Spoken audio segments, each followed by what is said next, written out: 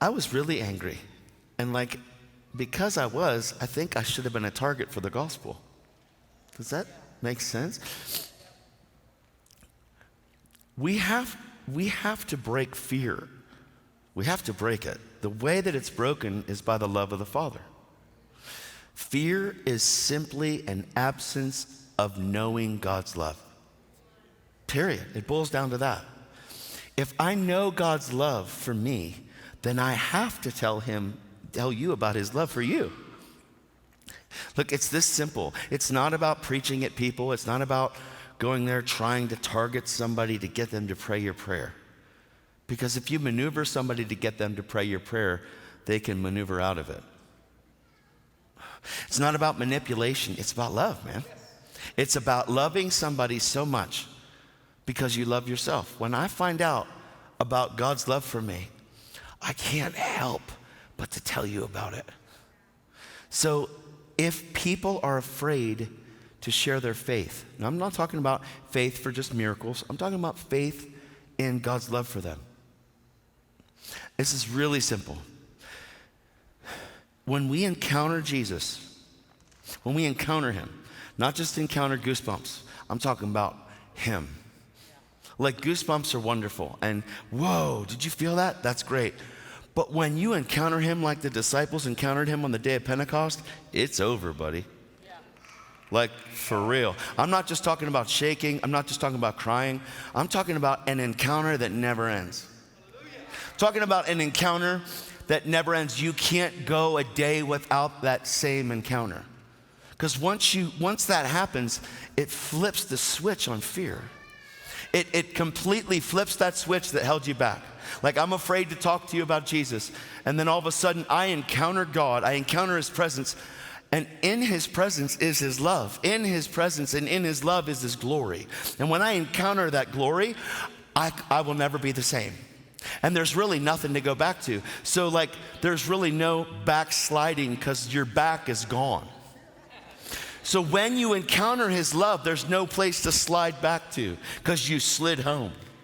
Like when you slide home into the Father, it's over for anything else. Like anything else it's just not tasty. See, when you taste and see that God is good, everything else is bland.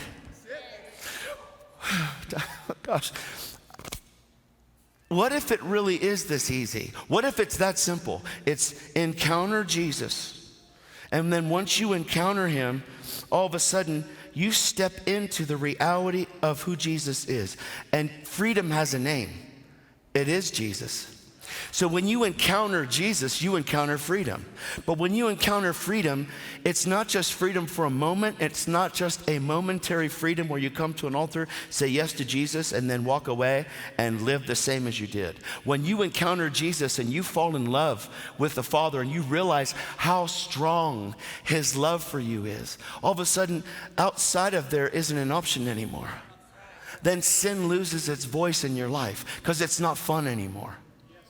See, sin was fun at one time, and I didn't know any better, and it was fun, and porn was fun, and drugs were fun, and alcohol was fun, and singing in front of people and getting them to mosh was fun, and making a joke about somebody else and getting everybody to laugh on my side was fun. But when Jesus came, that stuff wasn't fun anymore. Because when somebody is in that place, they're lost, they're blind, they can't see. It's like talking to somebody and having a conversation with somebody and every other word is the F word.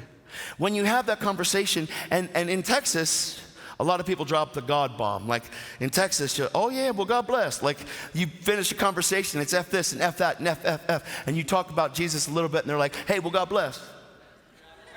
You have to throw the God bless in but there's really no relationship. The reason why we cuss like that is because we don't know him. Because when you know him, that's not an option anymore. Because there's no filthy language that wants to come out of your mouth because your heart's changed. And if out of your heart, your mouth speaks, this gets changed, this gets changed. Then all of a sudden, the words that you speak aren't corrupt.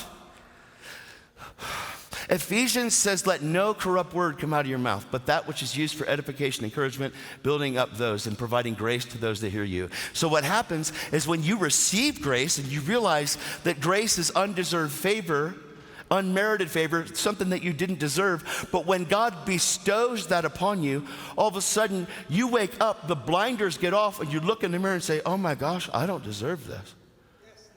And this love overwhelms your soul, because in my case, I should be dead. I should have been shot and killed and left for dead.